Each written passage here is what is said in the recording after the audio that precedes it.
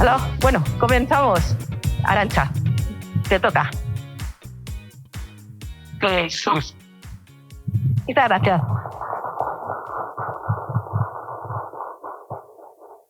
Buenos días a todos y a todas. Muchísimas gracias, María de la O, por la invitación, por liarme. Arantxa, te voy a liar. Líame, yo me dejo.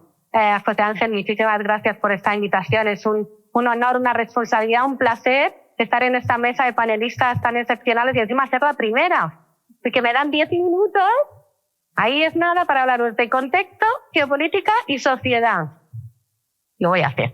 Bueno, entonces, ¿por qué empezamos quizás con mi intervención, ¿no? Porque la idea que tenemos en el día de hoy entre todos nosotros es compartiros macrotendencias. Y lo vamos a hacer de lo más macro a lo más micro, pasando, como os ha dicho María de la O, por todas y cada una de estas áreas, ¿no? Que mis colegas de mesa desempeñan, trabajan, avanzan. Y mi reto ahora es explicaros por qué tenemos que hablar de contexto en una mesa como esta, ¿no? Y por qué tenemos que empezar a hablar de cómo está cambiando el mundo y cómo estos cambios afectan a la sociedad y por ende a las empresas.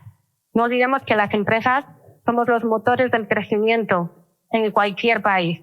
Y en España hacen falta empresas que sean disruptivas, que mejoren su conocimiento del entorno para así luego ser capaces de diseñar estrategias que sean adaptables, exitosas y que tengan en cuenta cuál es no solo el ahora, sino el mañana. ¿De acuerdo? ¿Cómo podemos resumir las macrotendencias, ¿no? En este contexto estratégico en el que estamos viviendo? Pues fijaros, por hacerlo fácil, yo diría que hay 4D. Bueno, hay 5, pero empiezo con las 4. 4D que me van a ayudar a guiaros por esta parte de contexto macro. Primera D, demografía. La demografía del mundo está cambiando. La demografía del mundo va a cambiar. En el año 2015 éramos apenas 7.000 millones de personas. Pero es que en el año 2050 vamos a llegar a casi 10. ¿Qué es lo que ocurre? ¿Cuál iba a ser nuestro gran reto como sociedad? Que esa nueva población no va a estar en países desarrollados, malamente dichos, ricos, sino que esa población ese nuevo núcleo de población va a surgir en países emergentes.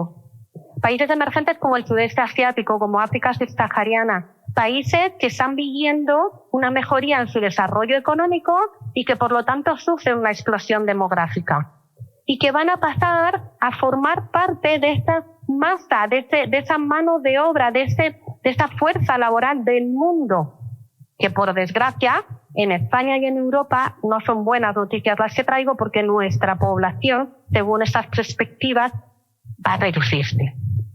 Entonces, ¿qué podemos hacer si vamos a tener más población que vive en países emergentes y que además se está haciendo más mayor?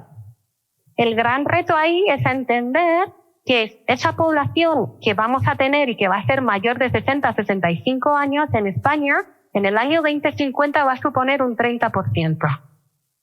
Un 30% de personas que en ese momento probablemente ya tendrán su hipoteca pagada, tendrán todavía una buena forma física, tendrán ganas de viajar, de demandar nuevos productos, de demandar nuevos servicios y que van a tener un cierto poder adquisitivo.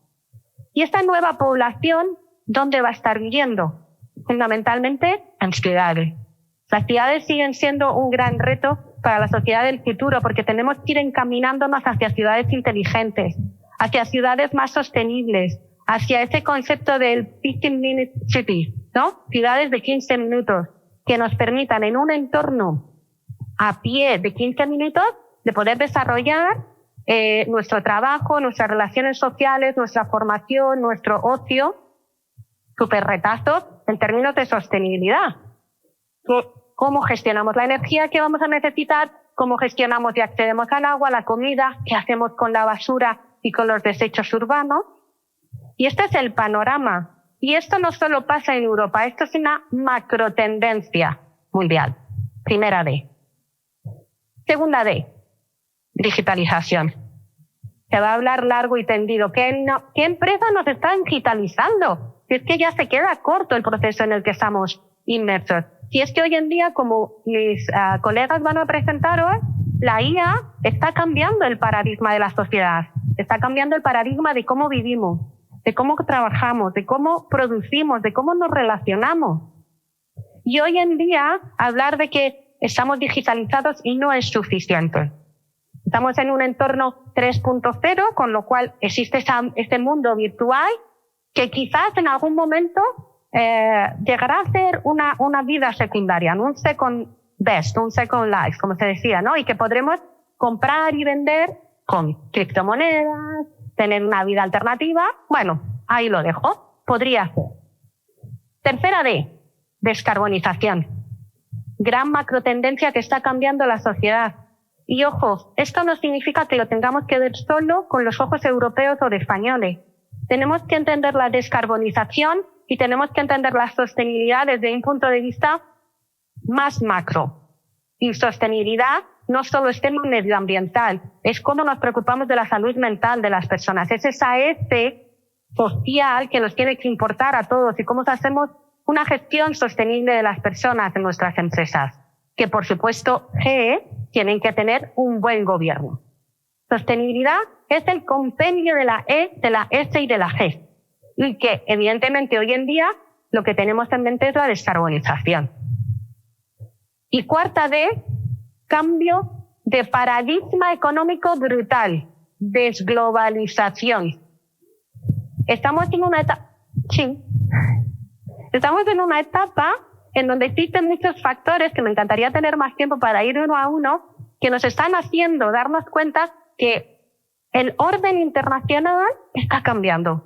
Es decir, que nuestro sistema de economía de mercado, en donde comerciar de manera libre, sin aranceles, era lo mejor, a encontrarnos ahora con varios factores: guerra comercial, Estados Unidos-China, descrédito de las organizaciones multilaterales, por desgracia, conflictos armados y resurgimiento de países, ¿de acuerdo?, que buscan otro tipo de poder que no es el que, según nuestro conocimiento, es el más óptimo.